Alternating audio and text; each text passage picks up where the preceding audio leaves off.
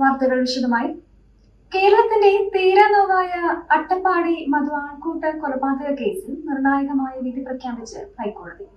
കേസിലെ ഒന്നാം പ്രതിയായ മീച്ചേരിൽ ഹുസൈനെ തെളിവുകളുടെ അഭാവത്തിൽ കോടതി പൂർണ്ണമായി വെറുതെ വിട്ടു. വിചാരണ കോടതി വിധിച്ച 7 വർഷത്തെ തടവ് ശിക്ഷയാണ് ഹൈക്കോടതി ഡിവിഷൻ ബെഞ്ച് റദ്ദാക്കിയത്. എന്നാൽ ശിക്ഷാവിധി ചോദ്യം ചെയ്ത മറ്റു പ്രതികൾ നൽകിയ അപ്പീൽ കോടതി പൂർണ്ണമായി തള്ളി. 16 പ്രതികളിൽ 13 പ്രതികളുടെ ശിക്ഷ ഹൈക്കോടതി ശരിവച്ചു. Justice V Raja Vijayaraghavan, justice K V Jayakumar എന്നിവരടങ്ങുന്ന ഡിവിഷൻ ബെഞ്ചാണ് കേസിൽ അന്തിമ വിധി പുറപ്പെടുവിച്ചത്.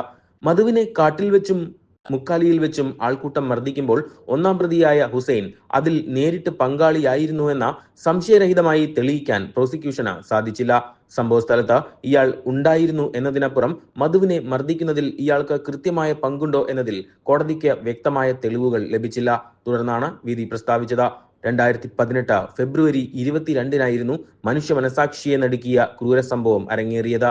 അട്ടപ്പാടി ചിണ്ടക്കി ഊരിലെ മല്ലന്റെയും മല്ലിയുടെയും മകനും മാനസികാസ്വാസ്ഥ്യം നേരിട്ടിരുന്നതുമായ 34-കാരനായ ആദിവാസി യുവാവ് മധുവിനെ അരിയും പലചരക്ക് സാധനങ്ങളും മോഷ്ടിച്ചെന്നാരോപിച്ചാണ് ഒരു കൂട്ടം ആളുകൾ കാട്ടിൽ നിന്ന് പിടികൂടിയത്. ഇരുകൈകളും പിന്നിലേക്ക് കൂട്ടിക്കെട്ടി അട്ടപ്പാടിയിലെ റോഡിലൂടെ നടത്തിച്ചായിരുന്നു ആൾക്കൂട്ട വിചാരണ. വഴിയിലുടനീളം മധു ക്രൂരമായ മർദ്ദനത്തിനും ഇരയായി. ഒടുവിൽ പോലീസ് എത്തിയാണ് വാഹനത്തിൽ യുവാവിനെ ആശുപത്രിയിലേക്ക് മാറ്റിയത്. എന്നാൽ ആശുപത്രിയിലേക്കുള്ള വഴിമധ്യേ ആന്തരിക രക്തസ്രാവത്തെ തുടർന്ന് മധു മരണത്തിന് കീഴടങ്ങുകയായിരുന്നു. നിലവിൽ ഒന്നാം പ്രതിയെ കോടതി കുറ്റക്കാരനല്ലെന്ന് കണ്ട് വിട്ടയച്ചു. പറയട്ടെ. നിലവിൽ ഒന്നാം പ്രതിയെ കോടതി കുറ്റക്കാരനല്ലെന്ന് കണ്ട് കുറ്റവിമുക്തനാക്കി. 4ഉം 11 പ്രതികളെ കീഴ്ക്കോടതി വെറുതെ വിട്ടത്.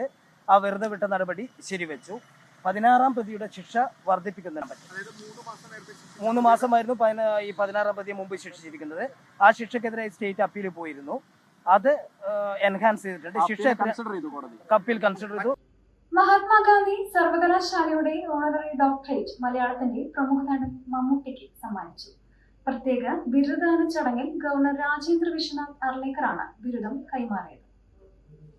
മഹാത്മാഗാന്ധി സർവകലാശാലയുടെ ഓണററി ഡോക്ടറേറ്റ് മലയാളത്തിന്റെ പ്രിയ നടൻ മമ്മൂട്ടിക്ക് സമ്മാനിച്ചു. പ്രത്യേക ബിരുദദാന ചടങ്ങിൽ ഗവർണർ രാജേന്ദ്ര വിശ്വനാഥ് അർലേക്കറാണ് ബിരുദം കൈമാറിയത്.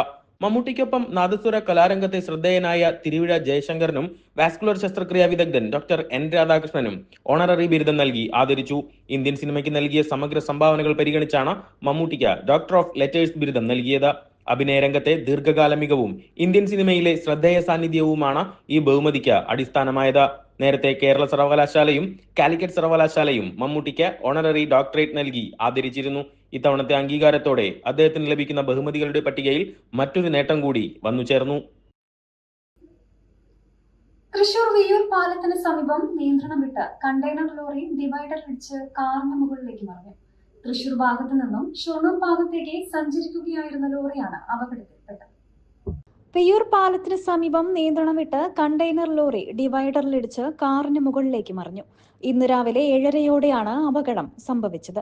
തൃശൂർ ഭാഗത്തു നിന്നും ഷൊർണൂർ ഭാഗത്തേക്ക് സഞ്ചരിക്കുകയായിരുന്ന ലോറിയാണ് അപകടത്തിൽ പെട്ടത്.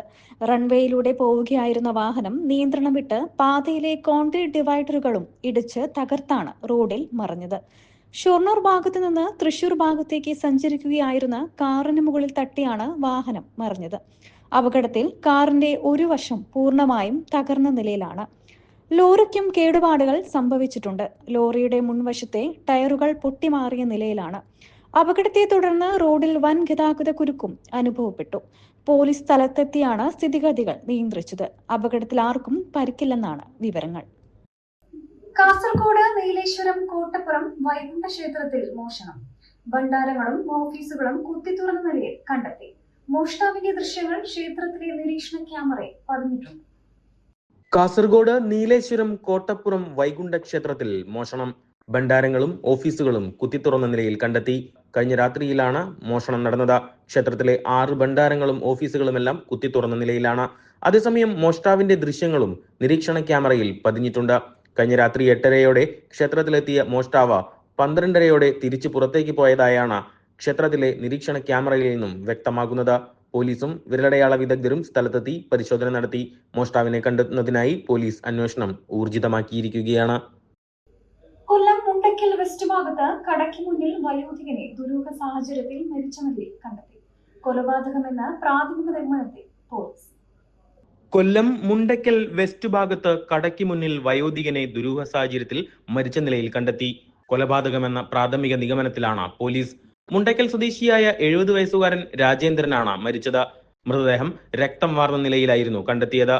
കൊല്ലം സിറ്റി പോലീസ് കമ്മീഷണർ ഓഫീസിന് സമീപ പ്രദേശത്താണ് മൃതദേഹം കണ്ടെത്തിയത്.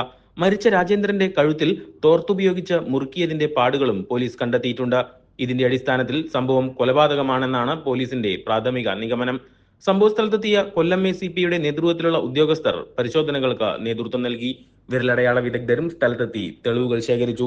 സംഭവത്തെക്കുറിച്ച് വിശദമായ അന്വേഷണവും പുരോഗമിച്ചു വരികയാണ്. മേഖലയിൽ ലോട്ടറി വിൽപ്പന ഉൾപ്പെടെയുള്ള തൊഴിലുകൾ ചെയ്ത് ഉപജീവനം നടത്തിയിരുന്നയാളാണ് മരിച്ച വയോധികൻ. ഇതോടെ വാർത്താ ബുള്ളറ്റിൻ പൂർണ്ണമാകുന്നു. കൂടുതൽ വാർത്തകൾക്കായി യൂട്യൂബ് ചാനൽ സബ്സ്ക്രൈബ് ചെയ്യുക.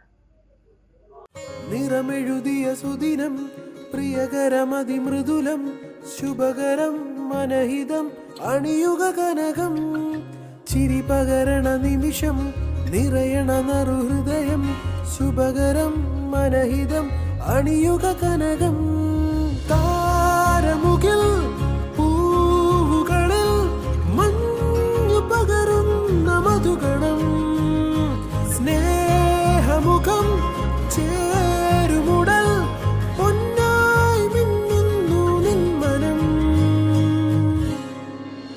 സ്വർണമുഖി സ്വർണമുഖി സ്വർണമുഖി സ്വർണമുഖി സ്വർണമുഖി ഗോൾഡ് ആൻഡ് ഡയമണ്ട്സ്, സൂര്യപ്രഭയുടെ സ്വർണ്ണമുഖം.